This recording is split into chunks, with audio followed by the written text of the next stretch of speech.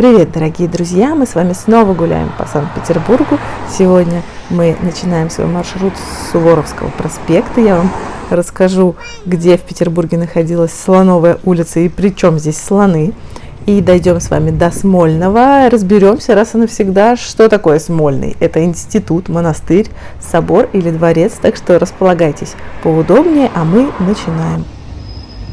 Суворовский проспект – один из самых красивых и значимых в Санкт-Петербурге и объединяет в себе целых 3 старинных улицы и приводит к улице Пролетарской диктатуры от Невского проспекта.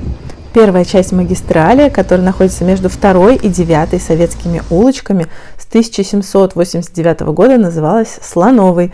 Название связано с тем, что на месте, где сегодня расположена гостиница «Октябрьская», раньше находился зверинец, в котором жили слоны. И зверинец назывался Слоновый двор. Животные ежедневно ходили к Неве на водопой, и на это удивительное зрелище приходило посмотреть множество людей. Существует мнение, что именно в это время появилось слово «слоняться», обозначающее бродить без цели. Но пока мы слоняемся по Суворовскому проспекту и уже приблизились к Смольному. Так что же такое Смольный? Мы привыкли называть комплексом Смольного несколько зданий на берегу Невы, в месте, где река делает крутой поворот в сторону Финского залива. Но какое из этих зданий правильно относить к Смольному? Что из этого появилось раньше? И при чем здесь смола? В начале 18 века на землях, где сегодня располагается комплекс Смольного, находился Смоляной двор. Здесь был глубокий пригород, и именно за городом хранили пожароопасную смолу для Адмиралтейской верфи, строительства и ремонта кораблей. Также здесь одно время находился небольшой Смольный дом, это дворец, в котором жила дочь Петра I Елизавета. И именно сюда она вернулась под конец жизни, желая как-то уединиться, и начала строительство Смольного собора. Про монастырь мы поговорим чуть-чуть попозже, а сейчас мы поговорим про здание Смольного института, которое построено было в начале XIX века для Смольного института благородных девиц, про который вы все прекрасно знаете. Он функционировал вплоть до закрытия летом 1917 года. Это и есть современное здание Смольного. Сейчас я вам его покажу. Это творение архитектора Кваренги, памятник архитектуры классицизма и один из символов Санкт-Петербурга. Его называют колыбель социалистической революции. Именно отсюда Ленин руководил Октябрьским восстанием, и здесь прозвучали его первые декреты о мире и земле. Также в Смольном размещалось первое советское правительство, Совет народных комиссаров во главе с Лениным. В это время Ленин не только работал в Смольном, но и жил. И в 1927 году в комнате, где он с Крупской жил 4 месяца, был открыт музей, и туда можно попасть, но очень сложно. Мне кажется, это один из самых закрытых музеев в городе.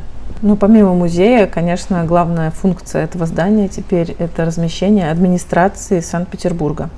Но мы уже давно подходим к этому прекрасному лазурному зданию с белыми вставками, к Смольному собору, и вернемся немножечко к истории, к самому началу строительства Смольного собора и монастыря. Монастырь и собор строил архитектор Растрелли в стиле барокко.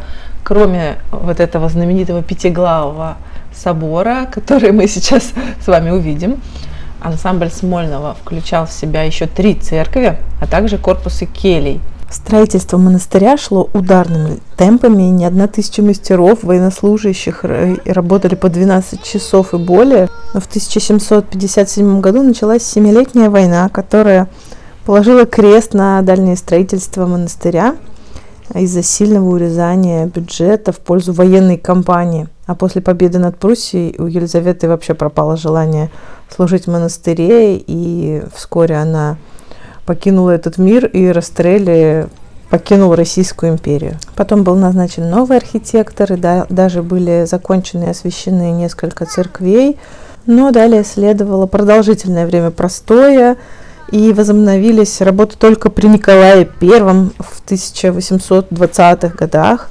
И вся конструкция уже обветшала, пришлось реставрировать, пришлось осушать подвалы, которые были затоплены к тому моменту. Завершал работы архитектор Стасов, и в 1835 году Смольный Вознесенский собор в Санкт-Петербурге был достроен и освящен как храм учебных заведений. Строительство монастыря от закладки фундамента до освящения заняло аж 87 лет. Это абсолютный рекорд тех времен. Интерьер Смольного собора поражает своей оригинальностью и красотой. Над высокой массивной входной дверью висит икона Иисуса Христа, которая окружает изящное резное дерево ручной работы.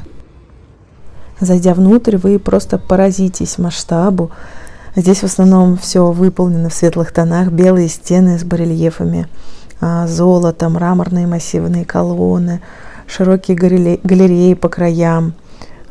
Здесь, к сожалению, когда мы приходили, была еще реставрация основного иконостаса, но это не мешает восхищаться тем, что открыто для нашего взора. Кстати, изначально собор должен был иметь огромную колокольню, значительно превышающую размер самого храма. По высоте он должен был быть 167 сантиметров. Вот вы сейчас на видео видите макет, как задумывал это Растрелли. Но вот как раз из-за того, что урезали финансирование, Растрелли сам потом отказался от этой идеи, и, наверное, это бы выглядело немножечко чересчур. Посчитали, что колокольня была бы слишком громоздкой на фоне окружающего ансамбля. Я не хочу знать, что будет, сделаю, как ты скажешь. Я не смогу, как все, мне не позволишь даже. Я не хочу знать, что будет, не хочу гадать по звездам. Дай мне знак, только знак, что еще не поздно. Пользуясь случаем, я хочу пригласить всех петербуржцев и всех, кто будет в Питере 2 ноября на свой сольный концерт. Я так редко играю концерты, я так редко встречаюсь с вами, что каждый раз для меня особенный, а этот еще более особенный. У меня столько всего накопилось вам отдать, столько вам накопилось спеть. Каждый концерт для меня особенный, но этот я ощущаю как еще более особенный. Поэтому я вас буду очень ждать 2 ноября в клубе «Гнездо глухаря». Ссылочки на билеты я, как всегда, оставлю в описании. Я вас очень-очень жду. Вот мы практически обошли этот собор вокруг и возвращаемся ко входу, возле которого висит величественный бронзовый колокол весом в 10 тонн, отлитый в 13 году этого века в Воронеже. Его собирались повесить на одну из колоколен храма, но что-то пошло не так, и поэтому полюбоваться им мы можем с высоты собственного роста, зато можно разглядеть все поподробнее. Мы потихонечку начинаем заканчивать. Я, конечно же, приглашаю вас в свой телеграм-канал, где у нас своя особая тусовка, где можно пообщаться, где я бываю гораздо чаще. И я прощаюсь с вами до новых видео, а с петербуржцами до концерта 2 ноября. До встречи, пока-пока! Мой простуженный север